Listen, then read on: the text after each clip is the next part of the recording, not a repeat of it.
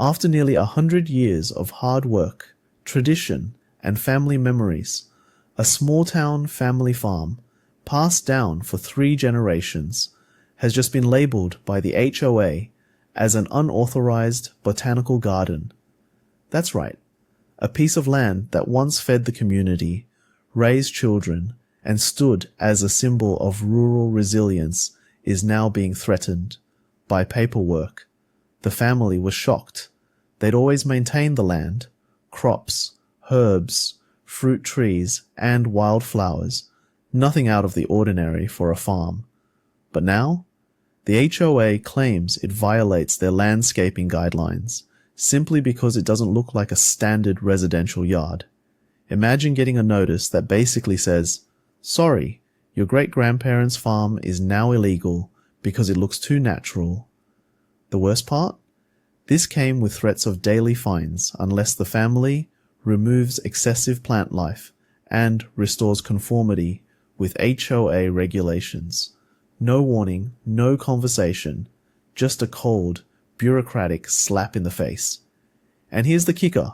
Neighbors with fancy rose gardens and imported ornamental trees? No problem. But the moment this family plants basil, mint, and tomatoes, suddenly it's a botanical crime scene. What's really going on here? Is it a power trip, a personal vendetta, or just another example of HOAs going too far? Just when the family thought the unauthorized botanical garden notice was bizarre enough, the truth behind it turned out to be even more disturbing. One evening, a neighbor, who's lived nearby for years, came forward in a quiet, uneasy voice. "I probably shouldn't be telling you this, but it's a setup. They want your land." That's when everything clicked. The sudden HOA violations, the aggressive language in the letters, the threats of fines. It wasn't about weeds or landscaping. It was about pressure. Turns out, a real estate developer named North Star Properties has been sniffing around the area for months. Their plan? To turn the historic farmland into luxury condos and shopping centers. But the farm? It's the only piece left standing in their way. The HOA, who should be protecting the neighborhood, is instead being used as a tool, a weapon, enforcing obscure rules, harassing the family, making life miserable until they have no choice but to sell. This isn't just about one family anymore. It's about control, greed, and a growing web of silent deals made behind closed doors. The neighborhood is waking up. And now, the question is, how many other families have already been pushed out? And who's next? Just when things couldn't get worse. She arrived, Mrs. Kendrick, the self-proclaimed queen of the HOA, always immaculately dressed, hair flawless, like she's filming a shampoo commercial, clipboard in hand like it's a weapon. One sunny afternoon, without warning, she marched onto the property like she owned it. No permission, no courtesy, just a smug smile and a list of absurd violations. Violation number 1, excess traffic on the property. What did that mean? Apparently, the family hosting their out-of-town cousins was now grounds for penalty. Violation number 2, unauthorized energy installations. Translation: the solar panels the family installed to save money and live sustainably were forbidden under the HOA's Visual Harmony Clause.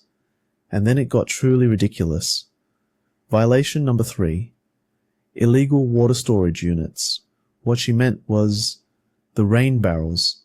Yes, collecting rainwater, something that literally helps the environment, was now considered a threat to the aesthetic of the community. She stood there, pointing at everything like she was starring in her own episode of HOA Cops. And it wasn't just about rules, it was personal. Her tone, her timing, her constant glances at the neighboring lots where developers had been circling. It was clear. Mrs. Kendrick wasn't just enforcing rules, she was clearing a path. And the family's farm? It was right in her way. The storm rolled in like something out of a disaster movie. Howling winds, snapping trees, And then, total darkness. House after house went black. The entire neighborhood plunged into silence, except one, ours, lights on, fridge humming, coffee still brewing. While the rest of the HOA panicked, we were calm. Why? Because Grandpa, decades ago, built a hidden hydroelectric generator by the creek, tucked away, forgotten by everyone, except us.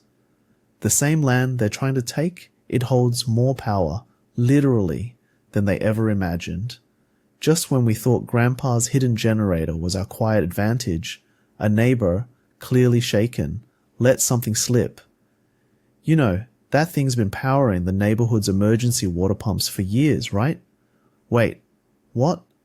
Turns out, our family's generator, built in secret, maintained in silence, has been quietly feeding power into a backup system used by the HOA during outages. For decades. No one ever asked. No one ever paid. They just tapped into it, like it was theirs. Now the truth is out, and suddenly, the ones who tried to strip us of everything, they need us more than we ever needed them.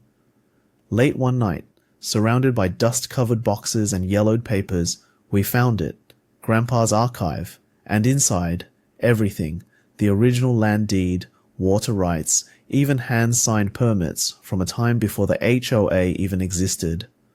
Line by line, it was undeniable. We were here first, legally, historically, rightfully.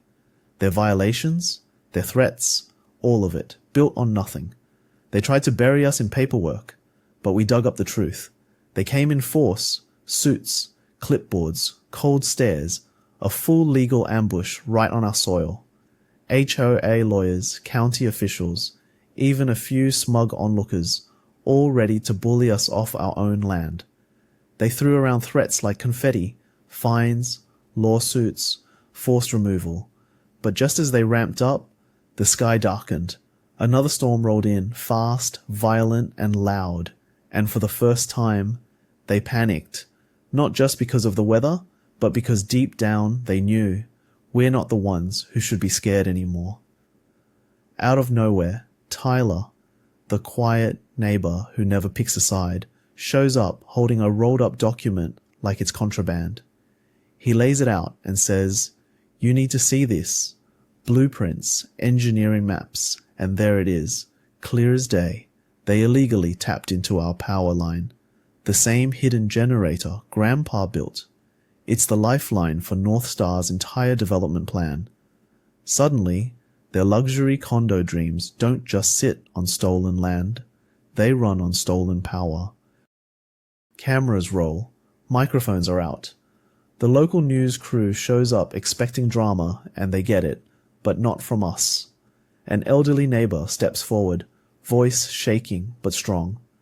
The HOA fined him for his garden, but during the blackout, his power saved my wife's life. Oxygen machine stayed on because of him. The crowd falls silent. The truth hits hard. Mrs. Kendrick's perfect image cracks on live TV.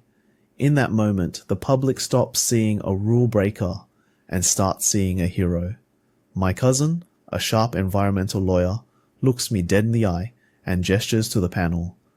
One switch, flip it, and the emergency meeting is packed.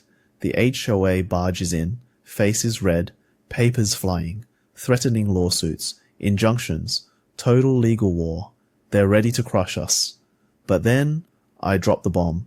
Emails, bank records, direct proof that key board members took under-the-table payments from North Star to fast-track condo approvals.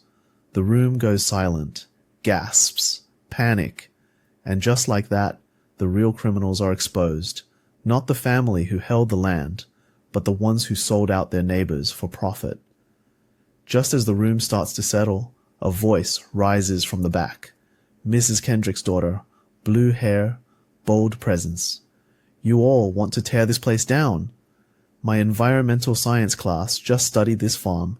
It's literally a model for sustainable living."